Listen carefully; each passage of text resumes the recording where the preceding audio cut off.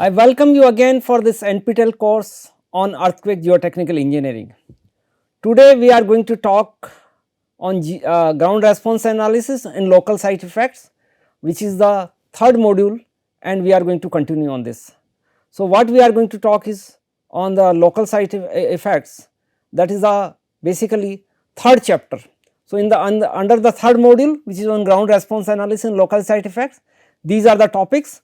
We have already covered the two chapters, and the third chapter local site effects will be covered into 4 lectures. So, what we are going to talk in this lecture, the first lecture on the local site effects. Today we are going to talk first introduction, what are the local site effects, then what are the evidence from theoretical ground response analysis from the past earthquake, and then what are the signature from the measured amplification functions or the evidence from measured surface motions. So, you will see that practically it has been observed that there is effect of local sites conditions on the response of the systems. So, we are going to talk about that here. Before I go ahead, let me acknowledge that the following is the source of most of the information given in this lecture, and this is just to educate the masses. As far the introduction is concerned, the influence of local geologic and soil conditions on the intensity of ground shaking and earthquake damage has been known for many years. That it was known that if geological or soil conditions are different, then this is going to make a difference on the intensity of ground shaking. And as a result, the local site effects play an important role in earthquake resistant design and must be accounted for on a case by case basis. Normally the local site effects it is accomplished by the development of one or more of design ground motions, design ground motion which is used for the design of the foundation and structures, the motion that reflects the level of strong motion amplitude, frequency content and duration that a structure or facility at a particular site should be designed. Actually, if you recall that when we talk about strong ground motion, then there was 3 issues which we have discussed in detail for strong ground motion. 3 characteristics: amplitude, frequency content and duration of the earthquake is important. The development of site specific design ground motions involves concepts of dynamic soil properties and ground response analysis. So, as for ground response analysis and dynamic soil properties are concerned, we have already discussed, and now we will apply whatever we have discussed for dynamic soil properties and ground response analysis in this local site effects. The local site conditions will influence all the important characteristics, and what are the characteristics? As we already discussed, it is amplitude, frequency content and duration of strong ground motion.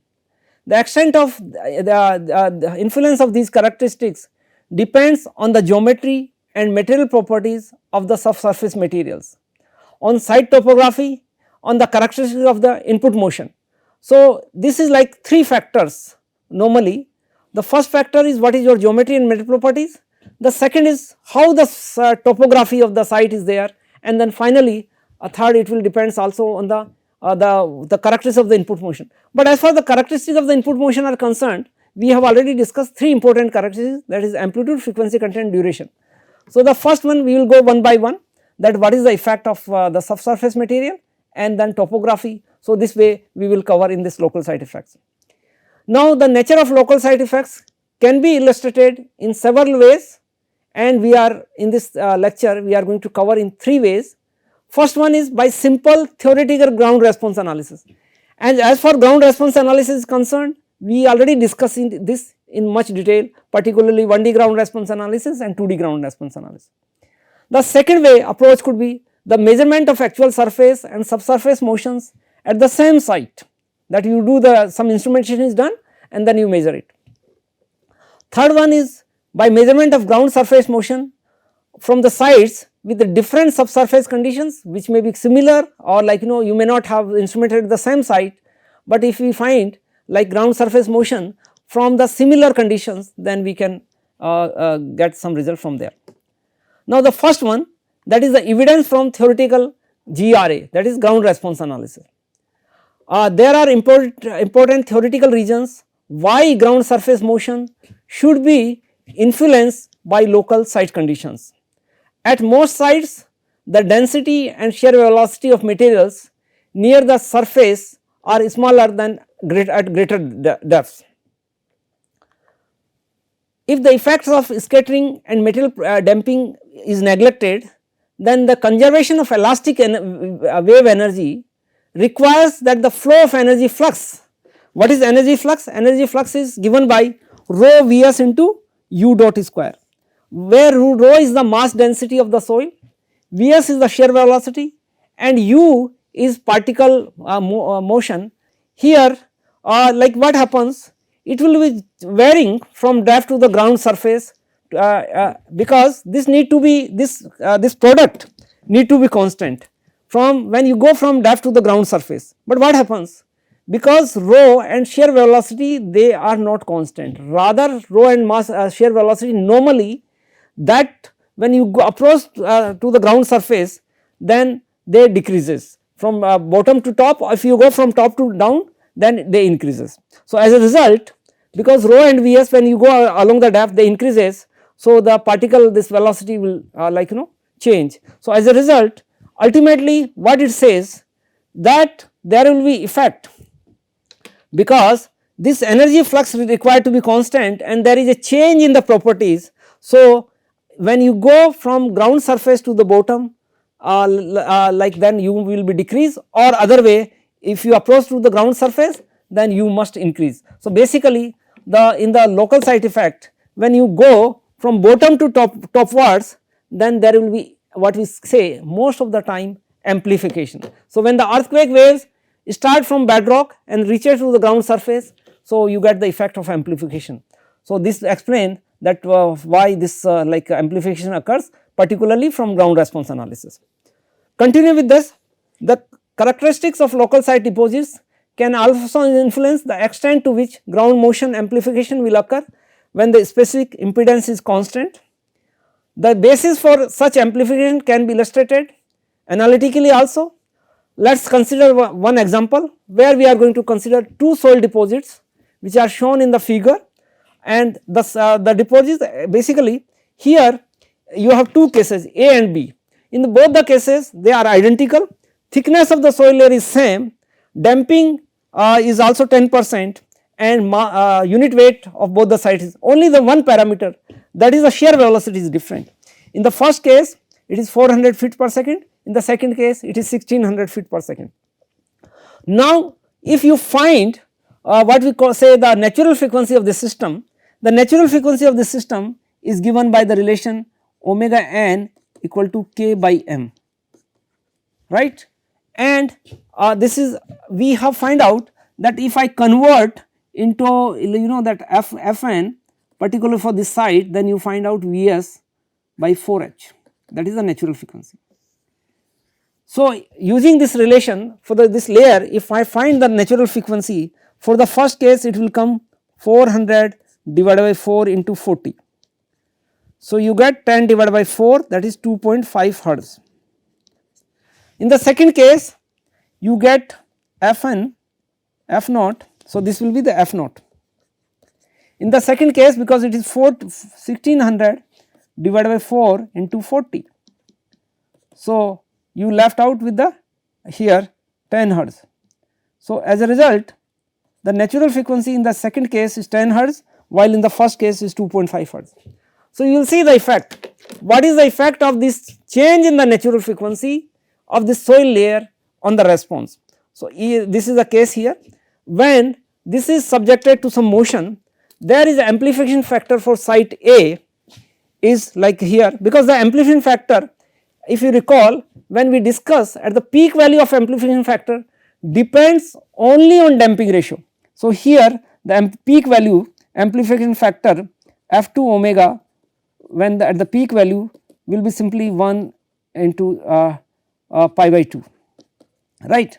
So, the amplification factor in this case 2 divided by 10% damping into pi. So, this you get 20 over pi. So, this comes out to be around 6.37.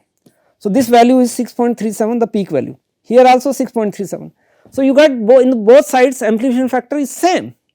site A as well as site B. But what is the difference?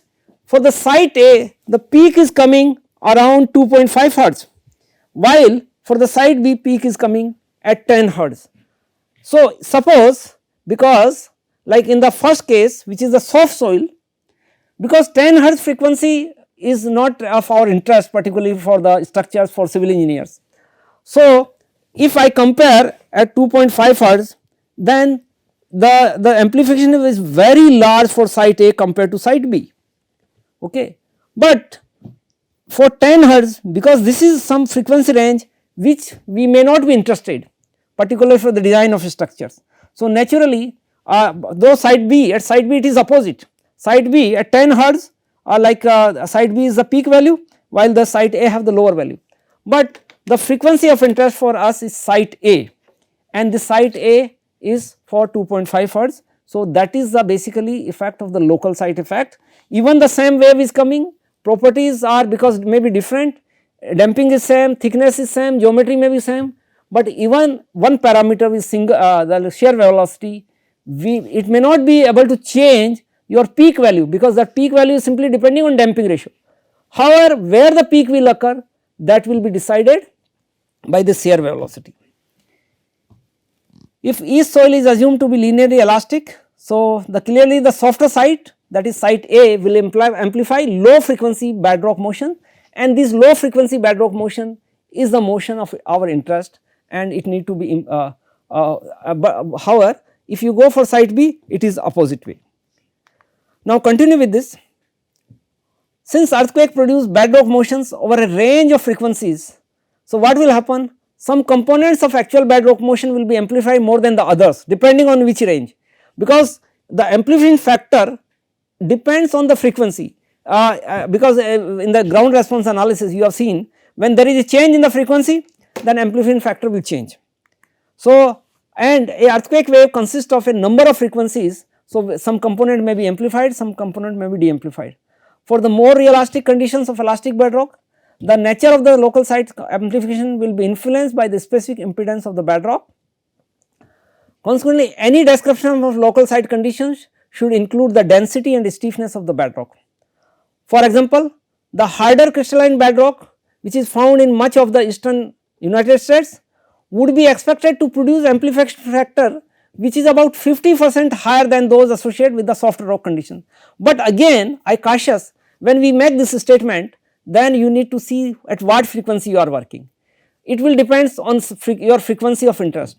So, at some frequency, softer site may be giving peak value, at another frequency the harder soil may give the peak value.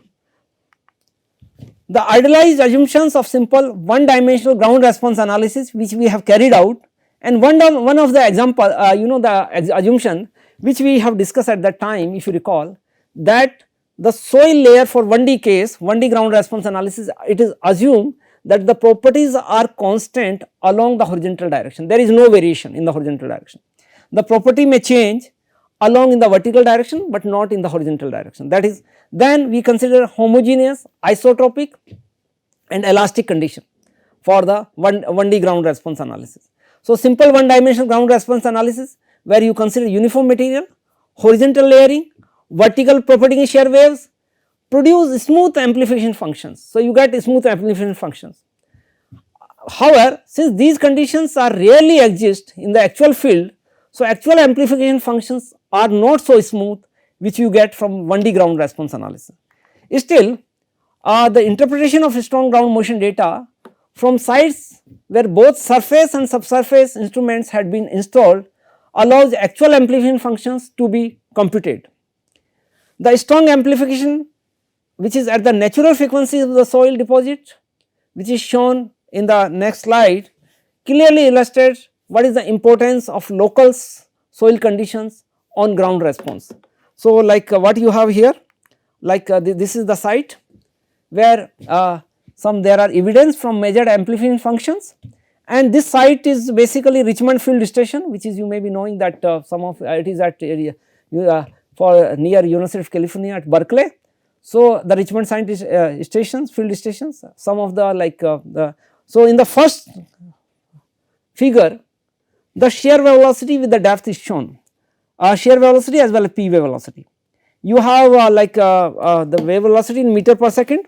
So, p wave velocity is like maximum value is going more than 2000 meter per second, while shear wave velocity is around 900 to 1000 meter per second.